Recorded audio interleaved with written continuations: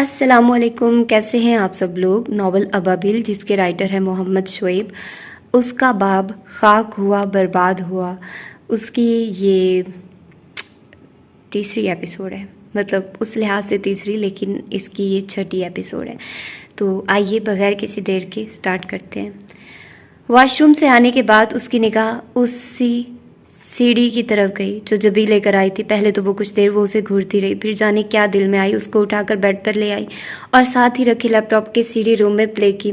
اس کا دل اگرچہ اچاٹ ہو چکا تھا، تمام تمنائیں دم توڑ چکی تھی، مگر پھر بھی وہ سانسیں لے رہی تھی۔ VLC میڈیا پلیئر پلے کرنے پر آواز سسٹم سے پورے کمرے میں گونجنے لگی۔ یہ ملک کے مشہور و معروف مذہبی اسکالر کی تقریر تھی۔ پہلے تو اس کا دل چاہا کہ فوراً بند کر ڈالے۔ آج سے پہلے بھلا کہاں اس نے دین کی طرف نگاہ دوڑائی تھی، لیکن وہ ایسا نہ کر سکی۔ وقت کاٹنے کی خاطر اس نے اسکالر کے الفاظ پر ذرا دھیان دیا۔ اللہ تعالیٰ روزانہ نماز کی ہر رکعت میں مرد عورت سے، عالم جاہل سے، نیک غافل، پڑھا ہوا ان پڑھ، غرض ہر بندے بندی سے ایک اعتراف کراتا ہے کہ تم یہ مانو کہ مجھے زندگی گزارنے کا طریقہ نہیں آتا، تم یہ مانو کہ میں جاہل ہوں، تم یہ مانو کہ مجھے کچھ نہیں آتا۔ جب تک یہ تسلیم نہ ہو کہ مجھے کچھ نہیں آتا، کون سیکھنے کا ارادہ کرتا ہے؟ جب پہلے ہی یہ ذہن میں سمایا ہو کہ مجھے تو سب پتہ ہے۔ تقریر کے آغاز میں ہی اس کے ذہن پر ایک زبردست چوٹ لگی تھی۔ اپنے ہی الفاظ اس کے خالی الذہن سے آ ٹکرائے۔ مجھے نماز پڑھنا نہیں آتی، مجھے وضو کرنا بھی نہیں آتا۔ اسے اپنے سوالوں کا جواب ملتا دکھائی دیا۔ دل پر چھایا اس دن سے بوجھ ایک لمحے میں کم ہوتا دکھائی دے رہا تھا۔ پہلے وہ بے پرواہی کے ساتھ بیٹھی تھی۔ ان الفاظ کو سنتے ہی اس نے اپنی نگاہیں لیپ ٹاپ کی اسکرین پر ٹکائی اور سماعت کو نکلنے والے الفاظ پر مرکوز کیا۔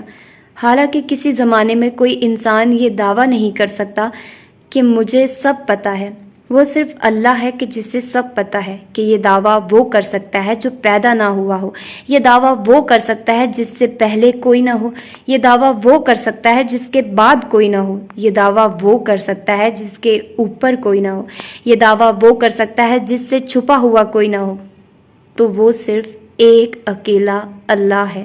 اس کی آنکھیں یکٹک اسکرین کو دیکھتی رہ گئی۔ سماعت الفاظ کو سننے کی بجائے اپنی آغوش میں سمانے لگی۔ خدیجہ کے چہرے پر چھائی طمانت اس کے سامنے لہرانے لگی۔ دین سے اتنا دور ہونے کے باوجود وہ اس پر غصہ کیوں نہ ہوئی؟ ایک ایک گرہ اس کے سامنے کھلتی چلی گئی۔ آنکھوں میں ندامت کے آنسو لیے وہ اپنے آپ کو کوسنے لگی۔ آگے بھی تقریر جاری رہی، مگر وہ تو جیسے ان 2 منٹوں کی باتوں کے اثر سے ہی نہ نکل سکی تھی۔ جب تک یہ تسلیم نہ ہو کہ مجھے کچھ نہیں آتا، کون سیکھنے کا ارادہ کرتا ہے؟ اس کے ذہن کے گرد لپٹی لا علمی کی چادر اب دھیرے دھیرے ہٹتی چلی گئی۔ صبح کی روشنی دل و دماغ کی دنیا میں داخل ہونے کی راہ ڈھونڈ رہی تھی، حالانکہ راہ کے ساتھ ساتھ اسے تو منزل بھی مل چکی تھی، بس اس طرف قدم بڑھانا باقی تھا۔ کتنے خوابدیدہ تمناؤں کو اس کی آواز نے بیدار کیا۔ واپسی کی تمام تیاریاں ہو چکی تھی۔ مسٹر جاذب عالمگیر نے بلیک پینٹ کوٹ میں ملبوس اپنے کمرے کا طائرانہ جائزہ لیا۔ ہر شے مشرقی طرز کی تھی اور ترتیب کے ساتھ اپنے درست جگہ پر براجمان تھی۔ بیڈ پر رکھا گیا ایک بڑا سا سوٹ کیس ادھ کھلا تھا، جس میں کچھ سوٹ اور گفٹس وغیرہ رکھے ہوئے تھے جو فارغ وقت میں انہوں نے گھر والوں کے لیے خریدے تھے۔ ایسا کیوں لگ رہا ہے جیسے کچھ بھول رہا ہوں میں؟ وہ کچھ یاد کرنے کی کوشش کر رہے تھے، لیکن کچھ یاد نہیں آ رہا تھا۔ تبھی وہ آگے بڑھے اور گفٹس وغیرہ کو ٹٹولا، مگر کچھ سمجھ نہ آیا۔ کندھے اچکاتے وہ وارڈروب کی طرف بڑھے اور دھیرے سے دروازہ واقعہ تو ایک جھماکے سے بھولی ہوئی بات یاد آ گئی۔ ان کے لبوں پر تشکرانہ مسکراہٹ ابھری۔ ہاتھ بڑھا کر سیکنڈ رو میں دائیں جانب رکھا گیا باکس اٹھایا۔ تھینک گاڈ یاد آ گیا، ورنہ اریب کا ایک بار پھر موڈ آف ہو جاتا۔ انہیں مسکراتے ہوئے وہ باکس اٹھایا جو کہ ایک موبائل فون کا باکس تھا۔ ایک اسمارٹ فون کی تصویر باکس کے باہر سے ہی ظاہر ہو رہی تھی۔ نٹکھٹ اریب ہمیشہ مسکراتا رہے۔ خیالوں کی دنیا میں اس کی تصویر کو ذہن میں لاتے ہوئے بلائیں لی اور وارڈروب کا دروازہ بند کیے بغیر واپس بیڈ کی طرف بڑھے اور موبائل فون کا باکس سوٹ کیس میں رکھا۔ ابھی وہ صحیح سے مڑے بھی نہ تھے کہ دروازے پر دستک ہوئی۔ انہوں نے ریسٹ واچ میں وقت دیکھا تو رات کے 9 بج رہے تھے۔ لگتا ہے ڈنر کا کہنے آیا ہے کوئی، خود کلامی کی اور آگے بڑھ کر دروازہ واقعہ۔ ان کا اندازہ آدھا ٹھیک تھا۔ وہاں ہوٹل میں کام کرنے والا ملازم ہی تھا، مگر اس کے وہاں آنے کا مقصد تو شاید کچھ اور ہی تھا۔ سر یہ آپ کے لیے، ایک خاکی رنگ کا لفافہ آگے بڑھایا جو دیکھنے میں شفاف تھا، سیاہی کا ایک نقطہ بھی آویزہ نہ تھا۔ یہ انویلپ کس نے بھیجا؟ ہاتھ بڑھاتے ہوئے استفسار کیا۔ پتہ نہیں، مگر مجھے یہی حکم ملا ہے کہ آپ کو یہ انویلپ پہنچا دیا جائے۔ یہ کہتے ہی وہ آدمی واپس مڑا۔ دروازہ بند کیے بغیر ہی جازیب صاحب پلٹے اور انویلپ کو الٹ پلٹ کرتے ہوئے بھیجنے والے کا نام جاننا چاہا۔ شاید اندر نام لکھا ہو اس نے۔ یہ کہہ کر انہوں نے انویلپ کو کنارے سے پھاڑا تو اندر سے ایک سفید رنگ کا کاغذ نمودار ہوا۔ نظروں کے سامنے موجود سائڈ پر کچھ نہیں لکھا گیا تھا، مگر جیسے ہی انہوں نے کاغذ کو پلٹا تو ان کا ذہن بری طرح چکرایا۔ بظاہر کمرہ روشن تھا، مگر ان کا ذہن تاریکی میں ڈوبتا ہوا محسوس ہوا۔ وہ کاغذ کا چھوٹا سا ٹکڑا ہاتھوں سے پھسلتے ہوئے ہوا میں معلق ہو گیا۔ ایک انجانی سی سرد لہر نے ان کے پورے جسم کو معاف کرنا چاہا تھا، مگر وہ بچے رہے۔ دفتن پلٹے اور لمبے لمبے ڈگ بھرتے ہوئے اس ملازم کو راہداری میں روک لیا۔ جی سر، وہ ادب کے ساتھ نظر جھکائے حکم کا انتظار کر رہا تھا۔ کس نے اور کب یہ انویلپ دیا تمہیں؟ اکھڑی اکھڑی سانس سے سخت لہجے میں گویا تھی۔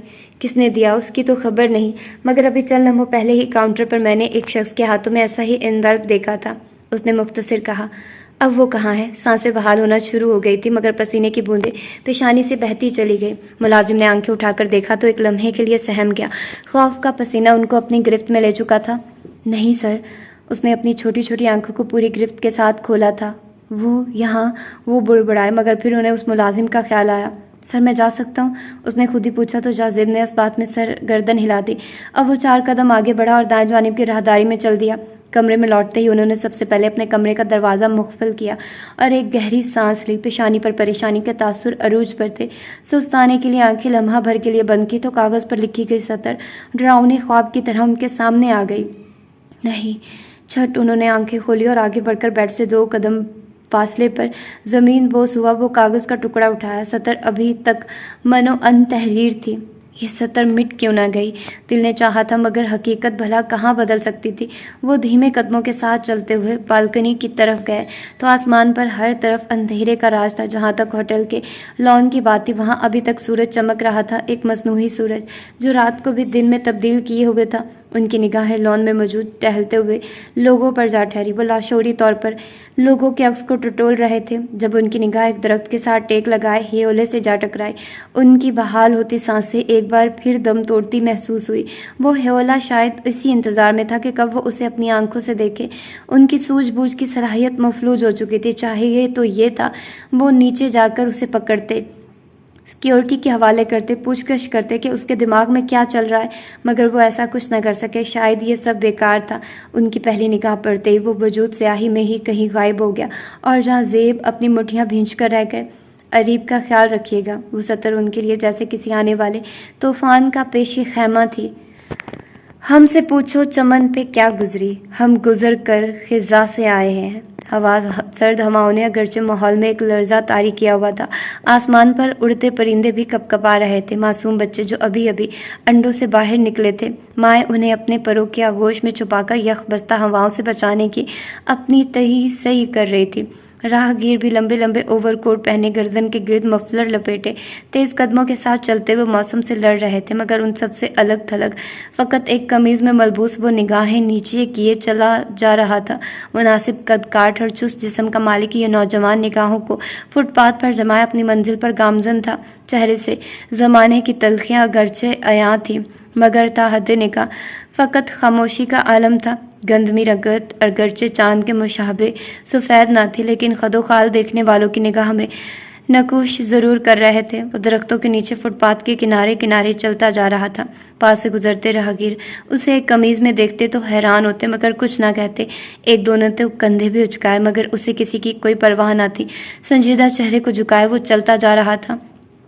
فٹ پاتھ کے ختم ہوتے ہی دائیں جانب ایک گلی تھی۔ وہ اسی جانب مڑا، مگر سر اٹھا کر نہ دیکھا۔ شاید اسی لیے اس کی ٹکر ایک جسم سے ہوئی۔ پورے جسم میں جنبش پیدا ہوئی، چہرے پر غصہ کے آثار بھی نمایاں ہوئے، لیکن غلطی خود اسی کی تھی۔ اسے دیکھ کر چلنا چاہیے تھا، اسی لیے معذرت خواہ لہجے میں کہا، مجھے معاف کیجیے، میں نے دیکھا نہیں۔ یہ کہتے ہی اس نے سامنے دیکھا تو لبوں پر ایک بار پھر خاموشی چھا گئی۔ وہ یکٹک ٹکرائے جانے والے وجود کو دیکھنے لگا۔ وہ ایک 27 سالہ عورت تھی جس کے چہرے سے بھی زمانے کے بدلتے رنگ چھلک رہے تھے۔ یکٹک اسی کی طرف دیکھنے لگی۔ ابان تم، بمشکل اس نے یہ الفاظ کہے تھے۔ آنکھوں میں عجب سی چاشنی تھی جسے فرتے ہوئے جذبات کا نام دے یا پھر کسی اور کا۔ وہ کچھ بھی سمجھنے سے فی الوقت قاصر تھا۔ اس نے مٹھیاں بھینچتے ہوئے ہاتھوں میں طاری لرزہ روکنا چاہا تھا جو کسی بھی زاویے سے موسم کا اثر نہ تھا۔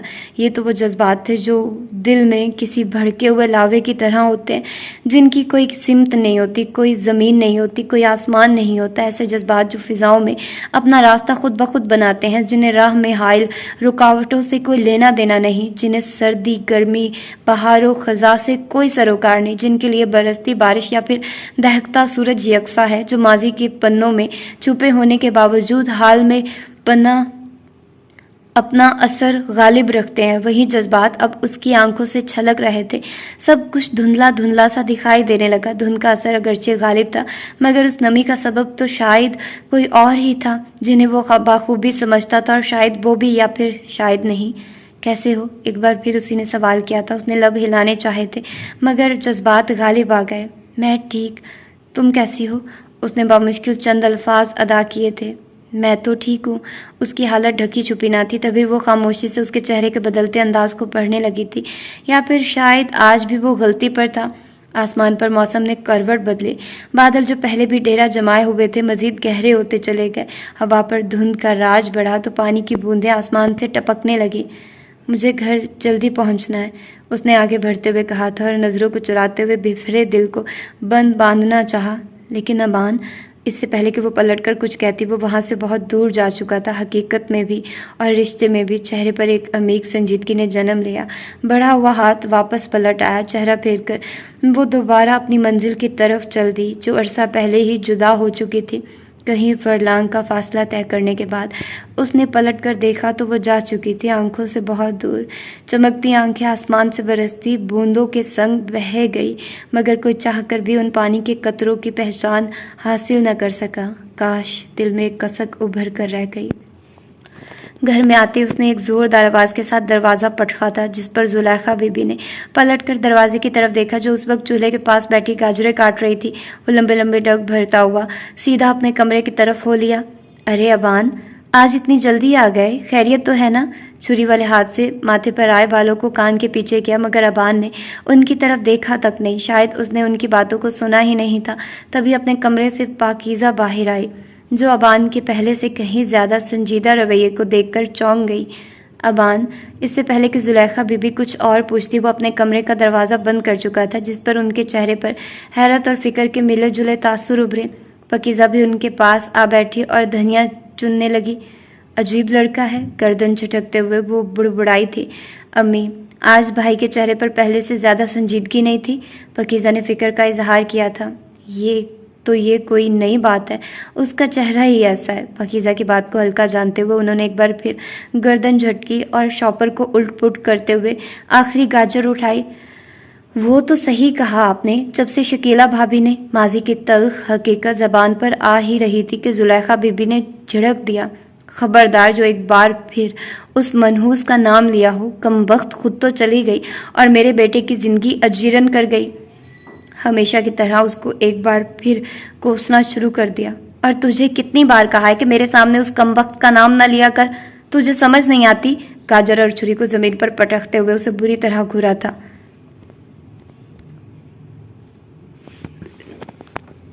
میں تو بس، الفاظ معدوم ہوتے دکھائی دیے۔ میں تو بس کیا؟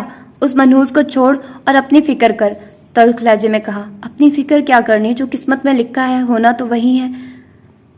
پھیکا سا لہجہ گویا ہوا تھا۔ بس تم دونوں بہن بھائی کا یہی رونا، ایک تو بیوی کا غم لے ڈوبا تو دوسری کو دنیا سے کوئی لینا دینا ہی نہیں، اور جو تیسری ہے وہ تو سبحان اللہ، کیا کہنے اس کے، اسے تو جیسے اپنے علاوہ کچھ نظر ہی نہیں آتا۔ ایک ہی جملے میں اس نے تینوں کو اچھی طرح رگڑ دیا تھا۔ اب آرام سے بیٹھ کر آلو کاٹ، گاجریں میں نے کاٹ دی ہیں۔ یہ کہہ کر وہ وہاں سے اٹھی اور کسی کام سے اندر کمرے میں چلی گئی۔ ہمارے خواب پورے نہ ہو سکے، کم سے کم ہانیہ کے ہی خواب پورے ہو جائیں۔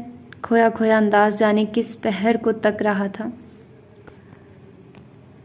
جہازیب صاحب سر شام ہی لوٹ آئے تھے. سب کے چہروں پر خوشی نے بسیرا کر لیا تھا. سب اس وقت لاؤنج میں جمع خوش گپیوں میں مصروف تھے. عریب بھی اس محفل میں پیش تھا. حالانکہ سحر فاطمہ نے کئی بار اسے ٹوکا کہ جا کر اپنے آخری پیپر کی تیاری کرے، مگر وہ کہاں سننے والا تھا. اب جہازیب تو آ گئے تھے اس کی سپورٹ کرنے. بیٹھنے تو دو میرے بیٹے کو، پڑھ لے گا، ویسے بھی ابھی پوری رات باقی ہے. اس کے شانوں کو تھپ تھپاتے ہوئے حوصلہ بڑھایا تو سحر فاطمہ گردن جھٹک کر رہ گئی. ماریا اس وقت سب کے لیے چائے بنانے میں مصروف تھی. سب خوش گپیوں میں مصروف ہے اور مجھے چائے بنانے یہاں بھیج دیا، وہ جل بھن کر دھیمے لہجے میں خود سے کہتی جا رہی تھی.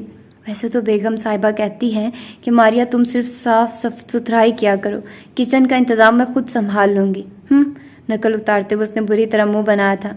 ویسے کیسا رہا آپ کا ٹور بابا جان؟ جبی نے پوچھا تھا. ٹور تو بہت اچھا رہا. تم سناؤ، تمہاری دوست نظر نہیں آ رہی؟ جہازیب کے پوچھنے پر ایک لمحے کے لیے یاسیت نے بصیرہ کیا. وہ اپنے کمرے میں آرام کر رہی ہے. اچھا، میں تو اس کے لیے گفٹ لایا تھا. چلو پھر اس طرح کرنا، تم خود اسے دے دینا. جہازیب کے کہنے پر جبی نے اس بات میں سر ہلا دیا. اچھا، آپ حائفہ کے لیے لے آئے اور میرے لیے؟ حسام نے ابرو چکاتے ہوئے پوچھا تھا. تمہارے لیے بھی لایا ہوں اور تمہاری ہونے والی بیوی کے لیے، جہازیب نے مزاح کے موڈ میں کہا تو سب کے چہرے پر مسکراہٹ چھا گئی. حسام کا چہرہ بھی قدرے جھک گیا. واو، یعنی بھابھی کے ابھی سے ناز نخرے اٹھائے جا رہے ہیں. ویسے بابا جان، کہیں آپ بھابھی کے لیے انگوٹھی تو نہیں لے آئے؟ جبی کی زومانی بات کا اشارہ کس طرف تھا؟ کسی سے ڈھکا چھپا نہ تھا. حسام نے فوراً کشن اٹھا کر اس پر دے مارا جسے اس نے ہاتھوں میں کیچ کیا. چہرے پر غصہ اور دل میں خوشی کے لڈو. ایسا نہیں چلے گا بھائی جان. عریب بھی بھلا کہاں پیچھے رہتا.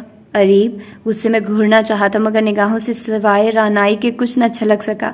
تم تینوں ایک دوسرے کی ٹانگ کھینچنے کا کوئی موقع ہاتھ سے جانے مت دینا، سحر فاطمہ نے کہا تھا. تبھی ماریا چائے کو ٹرے میں سرو کرنے کے لیے لے آئی. سحر فاطمہ نے اٹھ کر اس کے ہاتھوں سے چائے کی ٹرے لی اور اسے جانے کو کہا، جس پر وہ گردن ہلا کر چل دی. جہاں چائے بنا کر دے دی وہاں سرو بھی تو کر سکتی تھی میں، جلے بھنے لہجے میں وہ دل میں کہتی جا رہی تھی. صاف صاف کیوں نہ کہہ دیا کہ جاؤ ماریا، جا کر اپنا کام کرو، یہاں ہماری باتیں نہ سنو. ناک منہ چڑھا کر وہ اپنے کوارٹر کی طرف چل دی تھی. یہ لیجئے، پہلے چائے پی لیں آپ. ان کی نوک جھونک تو چلتی رہے گی. سحر فاطمہ نے سب سے پہلے جہازیب کو ہی چائے سرو کی تھی، باقیوں کو بعد میں. چائے پیتے ہوئے بھی تینوں کی نوک جھونک جاری رہی. چائے پینے کے بعد جہازیب نے سوٹ کیس کو کھسکا کر ٹیبل پر رکھا اور اس میں سے گفٹس کو باہر نکالا. یہ لیجئے سحر فاطمہ، آپ کے لیے. مسکراتے ہوئے انہوں نے ایک خوبصورت سا کاسنی رنگ کا جوڑا دیا تھا. سحر فاطمہ نے اسے ہاتھوں میں لیتے ہوئے تشکر آمیز نگاہوں سے انہیں دیکھا تھا. اس کی کیا ضرورت تھی؟ آپ فقط بچوں کے لیے لے آتے گفٹس، میرے لیے وہی کافی تھا. اور میرے لیے بچوں کی ماما جان کے لیے گفٹس خریدنا مقدم تھا. ان کے لہجے سے شرارت و نزاکت چھلک رہی تھی. سحر فاطمہ کی نگاہیں جھکتی چلی گئی. واہ بابا جان، کیا ڈائیلاگ ادا کیا ہے آپ نے، سچی سے میں تو آپ کا فین ہو گیا. یہ عریب کی آواز تھی جس پر سب ہنس دیے. یہ تمہارے لیے جبین، کچھ جولری اور کاسمیٹکس کا سامان تھا جو وہ انڈوں سے لائے تھے. ایسے 3 گفٹس ہیمپر تھے، ایک جبی کے لیے، دوسرا حائفہ کے لیے اور تیسرا صبا کے لیے، جس پر جبی اور عریب نے ایک ساتھ حسام کو زج کرنے کی کوشش کی تھی مگر وہ بچا رہا اور ان کی باتوں پر ذرا کان نہ دھرے. حسام کے لیے جہازیب پرفیوم لائے تھے جس کی خوشبو واقعی بہت تیز اور مسحور کن تھی. ہمیشہ کی طرح اس بار بھی سب سے پہلے حسام کے گفٹ کو جبی نے ہی استعمال کیا تھا. اپنا گفٹ ایک طرف صوفے پر رکھا اور حسام کے ہاتھوں سے پرفیوم کی بوتل چھین کر ہتھیلی پر لگایا. قبضہ گروپ، کبھی میری چیز چھوڑنا مت، ہلکے پھلکے لہجے میں حسام نے سرزنش کی تھی. 3 بھائیوں کی چیزوں میں کوئی قبضہ نہیں ہوتا. کیوں بابا جان؟ طمانت بھرے لہجے میں جبی نے کہا. ہاں، بھلا بہن بھائی ہی اپنی چیزیں شیئر نہیں کریں گے تو اور کون کرے گا؟ جہازیب نے بھی جبی کی حمایت کی. اچھا تو پھر یہ بات ہے. حسام نے بھی اپنے دماغ کا بھرپور استعمال کیا اور پیچھے جھک کر جبی کا گفٹ ہیمپر اٹھایا اور اس میں سے ایک عدد کریم کو کھول کر اپنی ہتھیلی پر لگائی. بابا جان، جبی جھلا کر چیخی تھی اور جھٹ اس کے ہاتھوں سے اپنی کریم واپس لے لی. اب کیا ہوا؟ اب شیئر کرنے والی نصیحت کہاں چلی گئی؟ منہ چڑھا کر حسام گویا ہوا تھا. شرم نہیں آتی آپ کو بہن کی چیزیں استعمال کرتے ہوئے؟ یہ لڑکیوں کی کریمیں ہیں. وہ منہ بسور کر گویا ہوئی تھی جس پر حسام نے گردن جھٹک دی. عریب ان سب باتوں سے صحیح سے ہنس تو نہیں اٹھا رہا تھا، البتہ اس کی نگاہیں کسی شے کی متلاشی تھی. کیا ہوا؟ تم اپنا حصہ نہیں ڈال رہے؟ جہازیب نے کہا تھا. میرا موبائل کہاں ہے؟ وہ کہیں وہی انڈو تو نہیں بھول آئے؟ اس کے انداز کی رعنائیاں کھوئی کھوئی سی محسوس ہو رہی تھی، چہرے کا رنگ بھی ہلکا سا اترا ہوا دکھائی دے رہا تھا۔ ایسا ہو سکتا ہے بھلا ہم اپنے لاڈلے بیٹے کے گفٹ کو بھول آئیں؟ انہوں نے اب سوٹ کیس سے ایک عدد موبائل باکس نکال کر اریب کے ہاتھوں میں تھمایا تھا، جس کو دیکھتے ہی اس کے چہرے کی بہاریں لوٹ آئی۔ وہ پرتے جذبات میں کچھ بھی کہنے سے قاصر تھا اور جہازیب کے گلے لگ گیا۔ مجھے تو دکھاؤ۔ جبی نے اریب کا موبائل بھی پہلے خود استعمال کرنا چاہا تھا، تبھی ہاتھ بڑھا کر موبائل چھیننا چاہا، مگر وہ بھی اپنے نام کا اریب تھا، جبی کو کیسے ہاتھ لگانے دے سکتا تھا؟ بالکل بھی نہیں، میں حسام بھائی نہیں ہوں جو تمہیں اپنی چیزیں استعمال کرنے دوں۔ اس نے صاف انکار کر دیا۔ پاپا دیکھیں، وہ تب کر بولی تھی۔ بھائی یہ تم دونوں بہن بھائی کا معاملہ ہے، شان نے اچکاتے ہوئے جہازیب نے ہاتھ کھڑے کر دیا۔ اریب نے بھی منہ چڑھا کر اپنے کمرے کی راہ لی۔ اب بھلا جبھی کیسے پیچھے رہ سکتی تھی؟ کشن کو صوفے پر دے پھینکا اور اریب کا تعاقب کرنے لگی۔ اب اریب دو دو سٹیپ پھلانگتا ہوا زینے چڑھ رہا تھا، جبکہ جبھی اس کے پیچھے تھی۔ حسام بھی ہنس کر وہاں سے کھڑا ہوا۔ اچھا بابا جان، ماما جان، میں بھی اپنے کمرے میں جا کر رپورٹ پر کام کر لوں؟ جہازیب نے اس بات میں سر ہلا دیا تو وہ بھی اپنے کمرے کی طرف چل دیا۔ ان کے جانے سے لاؤنج ایک گہری خاموشی میں ڈوب گیا۔ ایسا لگ رہا تھا جیسے وہاں کبھی کوئی ہنس کر بولا ہی نہ ہو۔ ہر شے خاموش تھی، سردیوں کی خاموش راتیں جب ہوائیں بھی ذرا دیر کو ٹھہر سی جائیں، سانسیں بنا آواز کے جاری ہو، ایسی طویل خاموشی۔ جہازیب نے گہرا سانس لیتے ہوئے اپنا سر صوفے کی پشت سے ٹکایا تو سحر فاطمہ نے اٹھ کر سوٹ کیس کو بند کیا۔ ان کے جانے سے کتنی خاموشی چھا گئی۔ ایسا لگ رہا ہے جیسے آباد گلشن یکدم ویران ہو گیا ہو، جسم روح سے علیحدہ ہو چکی ہو۔ سحر فاطمہ اب چائے کے خالی کپوں کو ٹرے میں واپس رکھ رہی تھی۔ کہیں یہ سب کچھ سچ ہی نہ ہو جائے۔ جہازیب کھوئے کھوئے لہجے میں گویا ہوئے تھے۔ آنکھوں کے سامنے وہی منظر محو رقص تھا، ایک انجان سایہ۔ جہازیب کی اس بات پر سحر فاطمہ بری طرح چونکی تھی۔ ہاتھ کپ کو تھامے ہوا میں معلق تھے اور سانسیں جہازیب کے چہرے کی طرف مرکوز تھی، جہاں ایک عمیق یاسیت نمایاں تھی۔ کیا مطلب ہے آپ کا؟ فکر و حیرانی کا عنصر نمایاں تھا۔ کچھ نہیں، اپنے خیالوں کو یکدم جھٹکتے ہوئے حقیقت میں قدم رکھنا چاہا، مگر دماغ تھا کہ اس کاغذ کے ٹکڑے پر لکھی سطر سے ہٹنے کو تیار ہی نہیں تھا۔ اریب کا خیال رکھیے گا۔ وہ سطر اب آواز کا روپ دھار چکی تھی۔ ڈھیلے قدموں کے ساتھ وہ اپنے کمرے کی طرف بڑھے۔ ان کی چال میں لڑکھڑاہٹ کسی شکست خوردہ انسان کی طرح واضح تھی، جسے سحر فاطمہ سمجھنے سے قاصر تھی۔ وہ نگاہیں ان کی پشت پر ایک لمحے تک مرکوز کیے رہی۔ اریب کا خیال رکھیے گا عکس آنکھوں کے سامنے لہراتے رہے، مگر زبان پر جیسے مہر خاموشی رہی، شاید اس لیے کہ اگر سحر فاطمہ کو علم ہوتا تو ان کی فکر بڑھ جاتی۔ آخری پیپر اور پہلا سیمیسٹر تمام ہوا، بس رزلٹ باقی تھا، جس کی اریب کو کہاں پرواہ تھی۔ چہرے پر ایک بھاری بھرکم بوجھ اترنے کا احساس نمایاں تھا۔ یہ بوجھ پڑھائی کا نہیں، بلکہ پیپر کی وجہ سے لگنے والی بے جا پابندیوں کا تھا۔ پڑھنا تو اس نے وہیں 1-2 گھنٹہ پہلے ہی تھا، مگر سحر فاطمہ کے حکم کو بھی تو بجا لانا تھا، بس اسی لیے نوٹس کو ہاتھوں میں پکڑے رکھنے کی رسم نبھاتا رہا تھا۔ خدا خدا کر کے اب یہ رسم بھی پوری ہو گئی۔ کامیش کو وہ فوراً اپنی کار کے پاس لایا۔ اس کے چہرے پر انتہا کی خوشی تھی، جسے کامیش بھی سمجھنے سے فی الحال قاصر تھا۔ بتاؤ تو صحیح یار اریب، کیا دکھانا چاہ رہے ہو تم؟ وہ پوچھتا رہا، مگر اریب نے کچھ نہ بتایا۔ تم چلو تو تمہیں خود ہی پتہ چل جائے گا۔ وہ خوشی سے پھولے نہیں سما رہا تھا۔ کار کا فرنٹ ڈور اوپن کرنے کے بعد وہ اندر کی جانب جھکا اور ایک غیر ملکی کمپنی کا اسمارٹ فون اپنے ہاتھوں میں اٹھا کر واپس پلٹا۔ یہ دیکھ، یہ میرا فون ہے، بابا جان نے خود دیا ہے مجھے، وہ جتلاتے ہوئے بول رہا تھا۔ واو یار، امیزنگ۔ اس کے موبائل کا اچھے سے معائنہ کرتے ہوئے اس کے چہرے پر ایک لہر دوڑی تھی۔ دیکھا، میں نہ کہتا تھا کہ بابا جان میری ہر خواہش پوری کرتے۔ میں نے ایک بار کہا، بابا جان نے خود لا کر دیا موبائل۔ اس نے ایک جھٹکے سے کامیش کے ہاتھوں سے اپنا موبائل چھینا اور ابرو اچکاتے ہوئے کہا، اچھا تو پھر اب مجھ پر طنز کیا جا رہا ہے۔ دونوں ہاتھوں کو سینے پر باندھتے ہوئے اس نے عمیق نگاہ اس پر ٹکائی تھی۔ بالکل، اس نے ہٹ دھرمی کا مظاہرہ کیا۔ چلو اچھا، بات جو بھی ہو، مجھے تو اب ٹریٹ چاہیے۔ بندھے بازوؤں کو یکدم آزاد کیا اور دائیں ہاتھ اریب کے شانوں پر رکھتے ہوئے کہا، کس خوشی میں؟ اس نے سنجیدہ لہجے میں کامیش کا بازو جھٹک دیا۔ کتنا خود غرض انسان ہے تو اریب، انڈو سے تیرے لیے موبائل آیا ہے اور تو اپنے اکلوتے دوست کو ٹریٹ بھی نہیں کھلا سکتا، کنجوس انسان۔ اس نے منہ بسوڑ کر شکوہ کیا تھا۔ تم دونوں یہاں ہو، میں نے تمہیں پورے ڈپارٹمنٹ میں چھان مارا۔ اس سے پہلے کہ اریب کچھ کہتا، وہاں ہانیہ موجود ہوئی تھی۔ اس کے چہرے پر تھکان کے آثار تھے، جیسے وہ کافی دیر سے چل رہی ہو۔ اسے بھی ابھی ٹپکنا تھا، اریب نے دل میں جل بھن کر کہا تھا۔ آنکھوں میں سوائے حقارت کے کچھ نہ تھا۔ اس کے آتے ہی جیسے اس کا دم گھٹنے لگا تھا۔ ओह, कोई ख़ास बात थी क्या? कामेश का ध्यान इर्द गिर्द से हटा और हानिया की तरफ चला गया। बस वैसे ही सोचा, अब तो अगले सेमेस्टर में बात होगी, इसलिए आज ही क्यों ना कोई बात वगैरह कर ली जाए, हानिया ने कहा था, जिस पर अरीब ने गर्दन झटक दी और उकताहट वाले लहजे में कामेश से गोया हुआ, तुम बात करो फिर इससे, मैं चलता हूँ। उसने हाथ आगे बढ़ाया तो हानिया की नज़र उसके हाथ में मौजूद मोबाइल पर गई। वाओ अरीब, तुमने मोबाइल ले लिया, नंबर देना पसंद करोगे? उसने दोस्ताना लहजे में कहा था। चेहरे पर मौजूद थकावट अब गायब होती दिखाई दी। मैं अजनबी लोगों के मुंह नहीं लगता। उसके लफ्ज़ों की काट इंतहा की जहरीली थी। पेशानी पर शिकन भी अयां थे। कामेश ने पलटकर इस्तिफामिया निगाहों से उसकी तरफ देखा, जिससे शर्मिंदगी हो रही थी। अरीब, वो महज इतना ही कह सका था, मुझे ज़रा घर पर काम है, मैं चलता हूँ। ये कहकर वो कार की तरफ बढ़ा ही था कि हानिया ने एक बार फिर उसे पुकारा। शायद वो आज हर हाल में उससे बात करना चाहती थी। अरीब, तुम मुझसे इस अंदाज में बात क्यों करते हो? आखिर मैंने तुम्हारे साथ क्या गलत किया जो तुम्हारे लहजे में इतनी कड़वाहट है मेरे लिए? उसका अंदाज आपदीदा था, ऐसा कामेश को महसूस हुआ, मगर अरीब उन एहसासात से आ रही था। वो एकदम पलटा और निहायत सफाकियत के साथ गोया हुआ। इसका जवाब तुमसे बेहतर भला कौन जान सकता है? मैं जानती हूँ, उसने अपने सीने पर उंगली रखते हुए इस्तिफामिया लहजे में कहा था। हाँ, और वैसे भी मैं वो सबब बताकर किसी की निगाहों में तुम्हें गिराना नहीं चाहता। मैं नहीं चाहता कि तुम्हारी हकीकत बताकर तुम्हें कामेश की नज़रों में भी गिरा दूँ। वो सफाकियत के साथ कहता जा रहा था, जबकि हानिया कुछ भी समझने से कासिर थी। हर लम्हा उसकी पेशानी पर शिकन उभर रहे थे। कामेश की समझ में तो कुछ ना आया। राय अरीब, भला हानिया ने ऐसा क्या किया?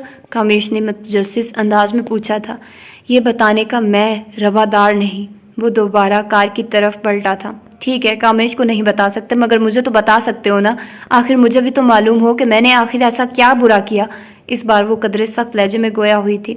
मेरा मकसद किसी के सामने किसी को जलील करना नहीं है, उसने बिना पलटे धीमे लहजे में कहा था। ठीक है फिर कामेश, तुम कुछ देर के लिए जा सकते हो प्लीज़, हानिया ने दरख्वास्त की थी। मगर उसने मज़ाहमत करना चाही, मगर हानिया ने नफ़ी में सर हिलाते हुए एक बार फिर दरख्वास्त की। ठीक है, ये कहकर उसने एक निगाह अरीब की तरफ दौड़ाई, जो अभी तक पुश्त किए खड़ा था। जाने क्या चल रहा है इसके जहन में, वो कसमसा कर रह गया और धीमे कदमों से अपनी कार की तरफ चल दिया, जो पार्किंग एरिया के दूसरे किनारे पर थी। लॉक ओपन करने के बाद उसने पलटकर दोबारा देखा तो वो अभी तक हानिया की तरफ पुश्त किए खड़ा था। लकीरें कभी कभी झूठ भी बोल दिया करती हैं अरीब। अमीर गहराइयों से निकलने वाले अल्फाज ज़बान तक आते आते कहीं मादूम हो गए। उसकी आंखों में हानिया के लिए तरस और फिक्र थी। तभी वो एक झटके से पलटा और कार में जा बैठा।